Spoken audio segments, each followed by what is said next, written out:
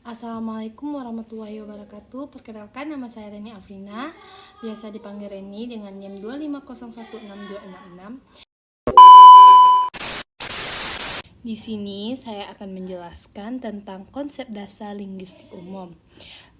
Di sini teman-teman kurang paham kan apa yang dimaksud dengan linguistik umum, bagian-bagiannya, ciri-cirinya, apa yang dimaksud dengan bahasa, dan apa bagian-bagian bahasa dan ciri-cirinya. Di sini saya akan menjelaskan agar teman-teman paham dan mengerti apa itu linguistik, apa itu bahasa, dengan bahasa saya sendiri. Selamat menyaksikan, jangan di skip ya videonya dari awal sampai akhir. Bye bye. A few moments later.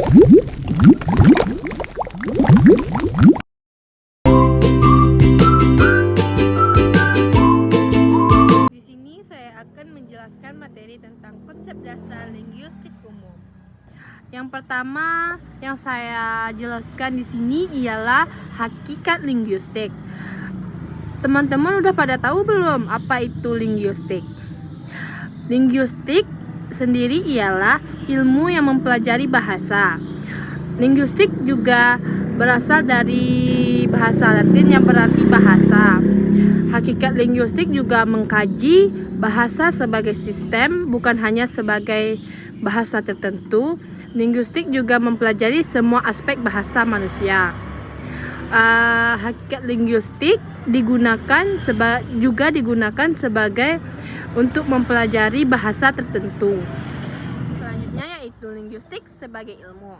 Linguistik juga bersifat ilmiah, contohnya seperti empiris, jelas, dan objektif. Linguistik juga menggunakan bukti nyata dalam analisis bahasa. Linguistik juga mengalami 3 tahap perkembangan ilmu, seperti spekulasi, observasi, dan teori. Linguistik juga menggunakan metode deduktif dan induktif. Linguistik juga merupakan teori linguistik selalu dapat diuji dan diperbaiki. Manfaat mempelajari linguistik. Teman-teman udah pada tahu belum apa-apa saja manfaat mempelajari linguistik? Linguistik juga berguna untuk guru bahasa, penerjemah, penyusun buku, dan membantu memahami fonologi, morfologi, sintaksis, semantik, dan juga membantu menjelaskan kaidah bahasa kepada orang lain. Linguistik juga bermanfaat dan berguna dalam menyusun kamus dan istilah. Linguistik juga membantu keterampilan menulis dan membaca. Selanjutnya yaitu karakteristik bahasa. Apa itu bahasa? Bahasa adalah sistem memiliki pola dan aturan. Istilah bahasa juga terbagi atas 4, yaitu bahasa berupa lambang, bahasa berupa bunyi, arbiter, dan konvensional. Bahasa berupa lambang memiliki konsep tertentu, sedangkan bahasa berupa bunyi dihasilkan alat ucap manusia. Arbiter hubungan bunyi dan makna tidak wajib, sedangkan konvensional dipakai karena disepakati. Ciri-ciri bahasa. Yang pertama, bahasa bermakna. Setiap lambang memiliki makna tertentu. Yang kedua, bahasa unik. Punya ciri khas setiap bahasa. Yang ketiga, bahasa universal. Ada ciri yang sama di seluruh bahasa. Yang keempat, bahasa produktif. Bisa menghasilkan kalimat tak terbatas. Yang kelima, bahasa dinamis. Berubah sesuai perkembangan zaman. Selanjutnya ialah variasi bahasa. Bahasa bervariasi sesuai penuturnya. Contohnya seperti idiolek, variasi individu. Yang kedua, dialek, variasi daerah, sosial, atau waktu. Yang ketiga, ragam bahasa, seperti formal, santai, akrab, dan baku. Yang keempat, variasi muncul karena perbedaan antar sosial dan budaya.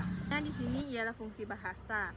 Fungsi bahasa untuk komunikasi manusia, hubungan penutur dan lawan tutur, alat untuk menyampaikan pikiran dan perasaan, alat untuk mencatat dan mewariskan budaya, dan alat untuk memahami lingkungan. Adalah fungsi personal dan interpersonal. Personal ialah mengungkapkan perasaan pribadi, digunakan saat seseorang menyampaikan emosi. Interpersonal yaitu untuk menjalin hubungan sosial, digunakan dalam sapaan atau basa-basi, mempererat hubungan antar penutur. Yaitu fungsi direktif dan referensial. Direktif berfungsi memberi perintah, ajakan, dan larangan. Sedangkan prevensional menjelaskan sesuatu tanpa menghadiri objeknya, berfungsi memberikan informasi atau penjelasan. Selanjutnya yaitu fungsi imajinatif dan instrumental. Imajinatif untuk menciptakan dunia khayalan seperti cerpen dan puisi, sedangkan instrumental untuk menciptakan situasi atau tindakan, misalnya silahkan masuk, tolong ambilkan air, dan lain-lain. Dan fungsi profesional dan heuristik. Profesional menyampaikan fakta atau pengetahuan, digunakan dalam presentasi, seminar, atau artikel ilmiah. Sedangkan heuristik bertanya untuk mencari informasi tanpa pada resuman masalah penelitian, digunakan untuk memperoleh pengetahuan baru. Fungsi kebudayaan dan kemasyarakatan. Kebudayaan, bahasa menyimpan dan mewariskan budaya. Bahasa mencatat sejarah dan nilai budaya.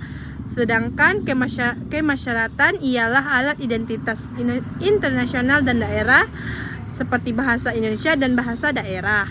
Selanjutnya fungsi bahasa dalam pendidikan, yaitu integratif, membantu peserta didik menjadi bagian masyarakat. Contohnya instrumental, kultural, penalaran, dan bahasa. Pembandingan linguistik. Linguistik umum, konsep dasar dan teori bahasa. Yang pertama, linguistik khusus, mempelajari bahasa tertentu. Yang kedua, sinkronis, bahasa pada masa sekarang. Yang ketiga, diakronis, memperkembangkan bahasa sepanjang waktu. Yang keempat, hubungan bahasa dengan masyarakat, budaya, sosial, dan lain-lain.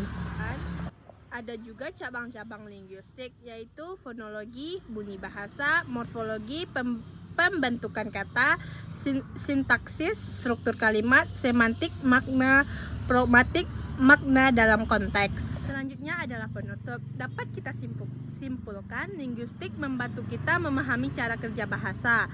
Bahasa adalah alat penting dalam kehidupan manusia, dan juga memahami linguistik sama dengan lebih mudah berkomunikasi. Bahasa berkembang sering berkembang manusia. Linguistik penting dalam pendidikan dan kehidupan sosial maupun dalam kehidupan sehari-hari.